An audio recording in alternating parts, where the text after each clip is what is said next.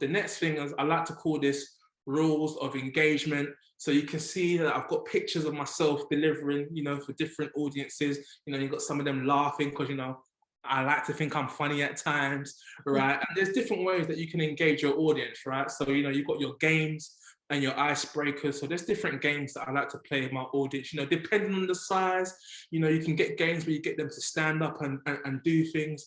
As you can see in like one of the images as well, you can get your audience, get on with tasks and activities. Another thing that I think is so important that I'm really gonna I've given this a section is energy. Your energy is so important when it comes to engaging your audience, but I'll delve into that later.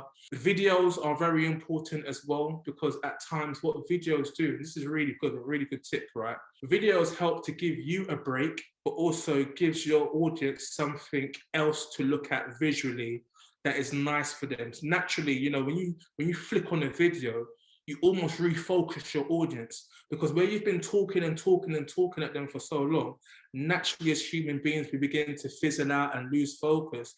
So now when you now switch on the video can have a message that you want to say, and it'll be really helpful. And sometimes I just find that there are messages out there where someone's already created a video that maybe can just explain the message better than I can explain the message. So definitely do not be afraid to kind of incorporate the videos into your presentation. Again, pictures. So as you can see right now, as I'm presenting, I'm using pictures as a visual aid, especially as this is being delivered online. But even when I'm in person, I like to have something in the background just so that my audience have something that's kind of pleasing on the eyes.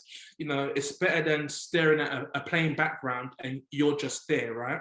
It's nice to kind of give some sort of visual aid with pictures to help, with the presentation that you're delivering. So visual representation is very, very, very important when it comes to engaging your audience. You might be talking about a particular subject, right?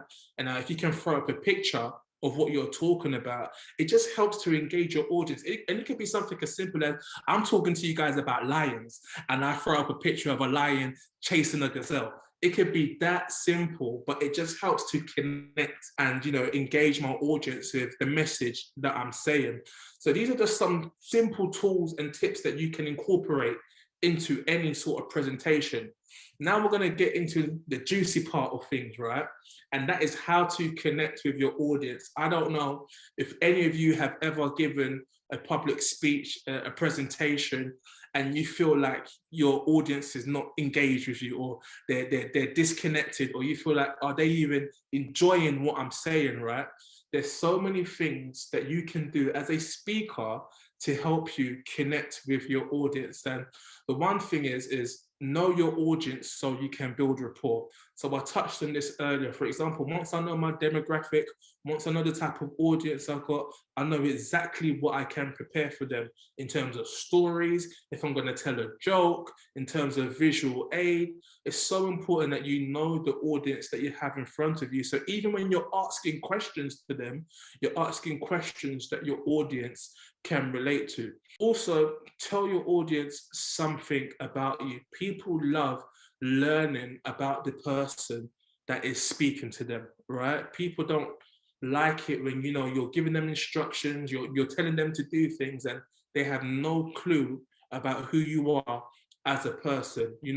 Another thing you can do with your audience is, talk about current affairs. So things that are happening in the country, things that's happening in the news right now. Feel free to bring that into your presentation. So for example, when we were going through the thick of COVID, naturally I was making a lot of references to COVID, to lockdown, to, going through the pandemic at that time. Why? Because it was a current affair. So feel free to, connect with your audience with current affairs. There was times when I was making jokes with my audience like, hey man, how many of you can't get toilet roll at your local supermarket? I go to my local supermarket and all the toilet roll is, cleared off the shelves, and people are laughing like, yeah man, it's the same for me. And that's how you can almost make a current affair that's so sensitive, light-hearted at the same time, but connect with your audiences at the same time, because hey man, we're all going through lockdown at the same time, right? Then, another way to connect with your audience is facts, it's figures, it's finding. I love it when people educate me, especially as a speaker. So, When you hear stuff like, hey, 70% of this is this, I'm like, oh, wow, okay. You're dropping some game on me right now. You're giving me some gems, okay. And you know, you start to take, no, you're connect. People love learning, right? People love learning. So feel free to drop some facts on them, some figures, some findings.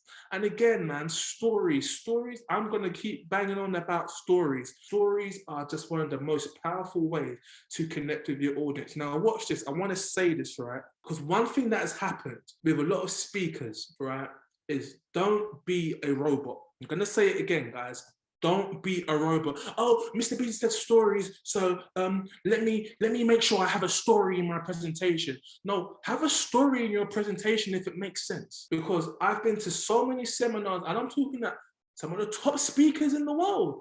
You know, Tony Robbins. I've been to 4-day seminars, I've been there and I've had speakers come in, and I'm like, oh, this is what this guy's doing. Oh, this is the part where and now he's going to tell a story because now after the story, he wants to sell a product. I get it, right?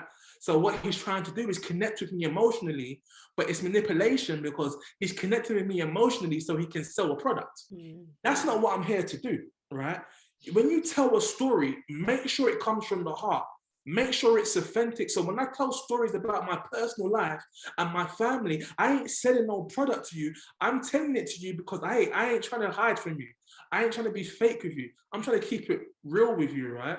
So tell stories that make sense, but don't be no salesperson. Don't use stories as a form of manipulation. Because one thing we appreciate as people, we appreciate it when people keep it real with us. You know, tell me a story not because you're trying to sell me a product. Tell me a story because you're trying to change my life. Tell me a story because you're trying to add some value to me, right?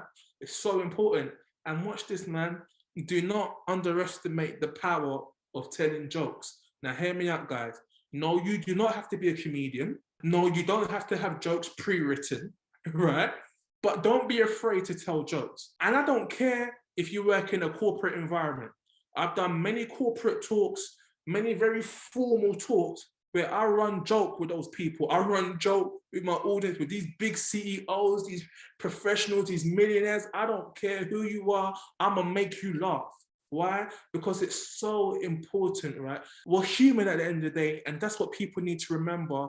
And I don't know about you, but as human beings, we love to laugh, right? So don't think, oh, because I'm corporate, because I'm in a shirt and I'm in a tie and I'm in this formal environment. Do you know what? Deep down, these corporate people, they love it when someone's, confident enough to be different and be informal in their talks. So I'll always drop some joke with them. I'll go with them, give them a high five. It's like, oh, this is different. Yeah, you're right, it's different. Because I ain't trying to be like everybody else, guys. I'm going to tell you jokes. I'm going to run game on you. We're going to have a good time. I'm going to treat you like you're one of my friends. I'm going to treat you like your family. Right? But I know that I've got value to add. And what I'm trying to do, whenever I'm delivering a talk, whenever I've got an audience in front of me, I want it to be a pleasant experience, right? I don't look at it as a gig, whether you're paying me for it or not.